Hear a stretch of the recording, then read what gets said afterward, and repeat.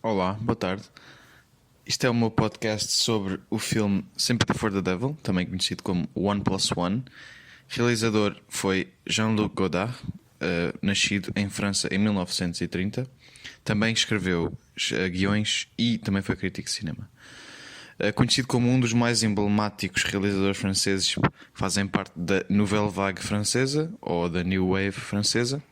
Muito conhecido pelas suas ideias marxistas, que progressivamente foram ficando menos radicais e hoje em dia tenta apenas representar o conflito humano de maneiras com ideologias marxistas, mas de maneira não tão radical e revolucionária. Das suas obras mais importantes foram Vivre sa vie, Pierrot le Fou e Histoire du cinéma. As três muito conhecidas e muito importantes para a história do cinema e não só. Foi casado com Anna Karenina e Anne Wiazemski. Ambas apareceram nos filmes dele, incluindo Anne, que aparece neste documentário que eu vou falar. O documentário foi lançado em 1968. Era considerado um avant-garde, diferente de todos os outros existentes na altura e muito diferente ainda do que é feito hoje em dia, tanto seja como documentários políticos ou musicais. O nome original pelo realizador era One Plus One, como eu já tinha dito, mas os produtores mudaram o nome para Sympathy for the Devil e mudaram também o final do filme, pondo no final e nos créditos a versão da música terminada, o que fez com que Godard ficasse completamente furioso, porque ele queria que o final fosse inacabado, ou seja, nunca mostrar a versão completa da música, Sympathy for the Devil, e mostrando apenas os músicos a fazer acordes nas guitarras acústicas, criando uma nova música para o álbum deles, Beggar's Banquet.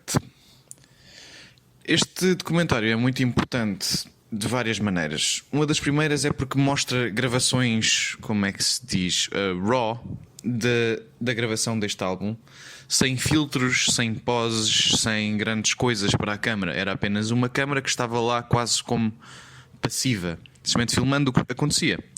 Ou seja, viam-se estas rockstars a trabalharem, desmitificando também o próprio conceito de rockstar, em que se vê que eles realmente estavam concentrados a trabalhar em sintonia, incluindo o Mick Jagger chatear-se com o baterista Charlie Watts porque ele não entrou no tempo certo, Brian Jones, que mais tarde saiu da banda e morreu em 1969, também a ter um papel diferente, e a mudança progressiva da própria música Sympathy for the Devil ao longo do filme é muito interessante, porque começa por ser apenas um blues falado, calminho, vai se tornando mais agressiva, mais rock, mais aquele hino do rock que nós conhecemos atualmente como o Sympathy for the Devil. Neste filme ocorrem muitas mudanças entre imagens revolucionárias, filmadas por Godard, e as gravações do estúdio dos Rolling Stones, mostrando que, segundo Godard, e esta é uma frase dele, I wanted to show something in construction, referindo-se então à construção e à criação da música Sympathy for the Devil, mas também quer mostrar alguma coisa a ser destruída. E é aí que estas gravações entram. São, por exemplo, mostradas imagens de uma sucata, que é um símbolo de destruição, imagens de um grupo revolucionário, os Black Panthers, a lerem vários textos revolucionários, e até no final desta cena um tiroteio em que matam 3 mulheres brancas. Mais uma frase de Godard, que é para explicar qual é que era mais ou menos o objetivo desta dualidade entre a construção e a destruição. We are against war, but doing nothing for peace, not having the strength to follow the black man who is going to be a revolutionary. Com isto, ele queria dizer que, portanto, a democracia não chegou a lado nenhum. A democracia ainda está em construção e em destruição ao mesmo tempo, e que é preciso ser muito mais destruída e muito mais construída, e mesmo assim nunca vai chegar ao fim. Isto era, claro, o final ideal do filme de Godard, que acabou por ser alterado pelos produtores. Durante estas cenas que são gravadas para além do estúdio, aparecem também pessoas, tanto raparigas como mulheres, como homens, negros, brancos, o que for, a escreverem nomes de várias figuras históricas, como Hitler, Lenin, Marx e Freud. Os Black Panthers que aparecem leem textos de Amiri Baraka e Eldridge Cleaver, isto antes de matarem o tal trio de mulheres brancas. E é importante dizer também que se fala, ou que se lê um texto que fala sobre pop music ser mais para brancos e jazz e blues ser mais para afro-americanos. Há sempre esta constante mudança entre construção de música e destruição de coisas, claro, como um símbolo para esta ideia que Godard tinha sobre a democracia. E inicialmente Godard queria fazer isto com os Beatles, mas os Beatles recusaram-se e ele acabou por escolher os Rolling Stones, admitindo até no final que os Stones ficavam bem melhor para a ideia do seu filme, sendo que até nesta questão de raça os Rolling Stones são conhecidos bastante, aliás, por tocar blues, que é um género de origem afro-americana, e também por até dizerem várias vezes publicamente que adoravam a música negra e queriam trazê-la para o mainstream, e foi o que fizeram. Apesar de irem sempre mudando, também com o desaparecimento de Brian Jones da banda, que se vê um pouco neste filme também, ele a ter um papel mais diminuído na banda, sendo que era o próprio fundador e era muito ligado à base do blues, que passado o tempo se transformou mais em pop e em pop rock, e os estilos que conhecemos hoje através dos Rolling Stones. O documentário muda então de cenário para uma loja de pornografia que vende vários elementos da cultura pop, também pornografia, comics, do The Flash, por exemplo, panfletos nazis e entre outras coisas, pornografia homossexual e heterossexual. Clientes vão à loja, escolhem diferentes produtos e depois dão um estalo na cara a 3 maoístas que estão parados à frente da loja. Ao sair fazem um Heil, ou seja, uma saudação nazi, e no final disto o dono da loja lê o Mein Kampf em voz alta.